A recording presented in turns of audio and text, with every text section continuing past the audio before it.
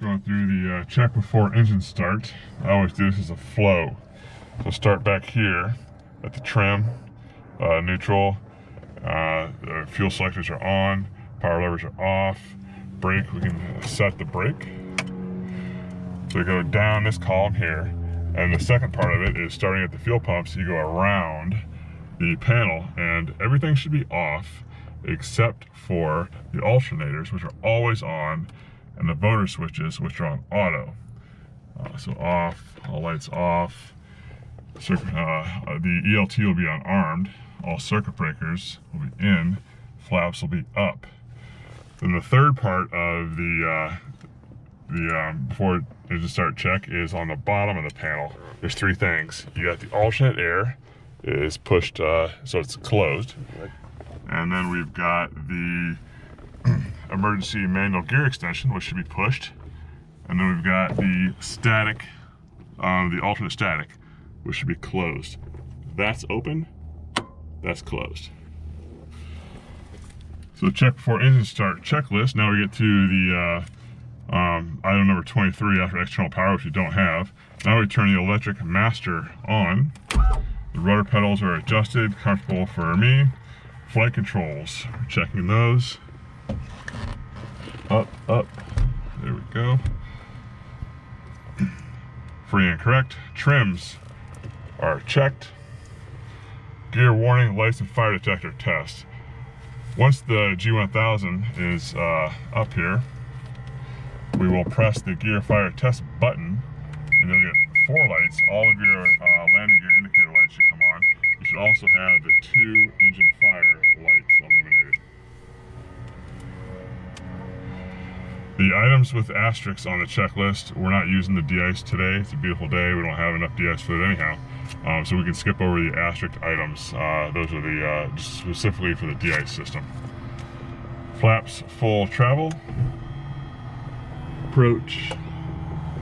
Landing. Check the light as well as the correct position of the flaps. Looks good. Now we'll do the variable elevator stop check. What this does is the system limits the elevator travel from 15.5 degrees to 13 degrees to prevent instability at a very high pitch if you were, had full power, like a power on stall. So we'll pull a stick all the way back and pull forward on the power levers, and you'll feel the loss of some range of motion of the elevator. And then when you go power to idle, you'll get that range of motion back. There it is. So variable elevator stop check is performed, and it's good. If that wasn't working, then the plane's unairworthy. Passengers instructed, seatbelts fastened, rear doors closed and latched. Front canopies, the canopies are down. G1000, power acknowledged. MFD, EIS system fuel. So this is, when we talk about EIS system, that's engine indicating system. When you press that button, you have 3 sub-menus. You go to fuel menu, and that gives you your fuel. This right here, the 18 and 17, that is where the gauges are reading. And then this one right here, this is our fuel calculator. It's coming from the totalizer. So the gauges say 35, the totalizer says 34.7, pretty good. We got our times, fuel temperature looks good. MFD system, everything looks good for now. Our voltage is normal. Start key, we'll insert the start key. Teeth up. And our power levers are checking on idle, turn our strobes on, and now we're going to go through the engine start procedure. To start the engine, we'll start with the left engine first, so left engine master on, and we're going to look to confirm that the glow plug does not come on. It is not coming on now because the plane's flown already a couple of times today, and it's a pretty warm day, so no glow plug. But if it was cooler, first flight of the day, it usually comes on for a few seconds. That has to go off before you start the engine. So glow plug off.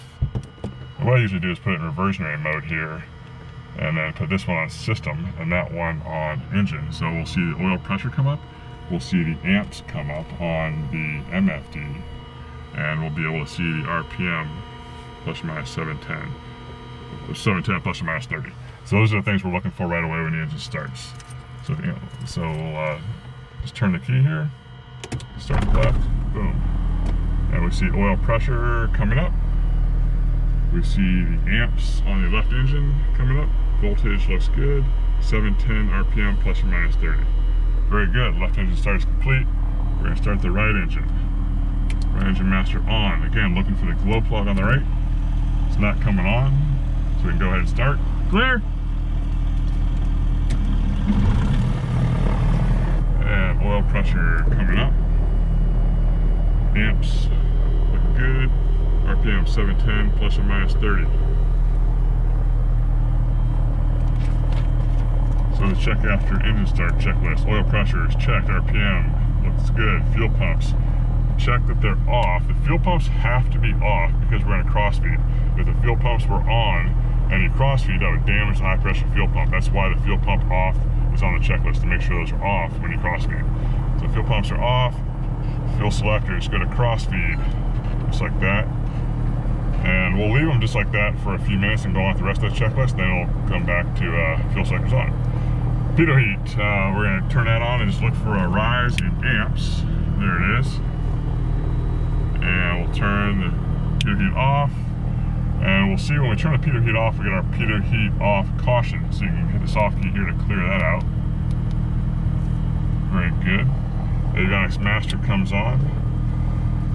We have no weather radar, so nothing to do there on that checklist item.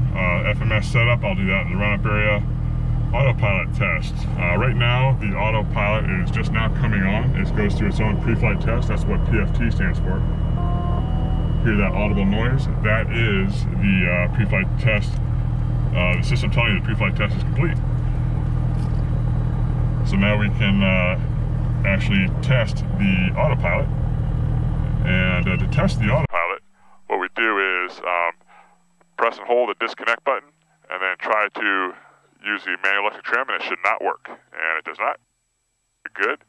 And then we engage the autopilot. We see our annunciations, the autopilot's on. We use the go-around button to disconnect it. And we should see that it goes into go-around mode and disconnects the autopilot. And it puts the flight director in a 7-degree nose-up. And that's all good. So to clear it out, hit the flight director button and the yaw damper button to turn off the yaw damper. 1 big Tron, Honda Jet 6120 Romeo over here at Ross. Information Charlie, ready for taxi. It's as needed for now. Fuel selectors. Now the fuel selectors go back to on. Runway 30, taxi via Bravo, hold short of runway 26 left. And we'll get ATIS.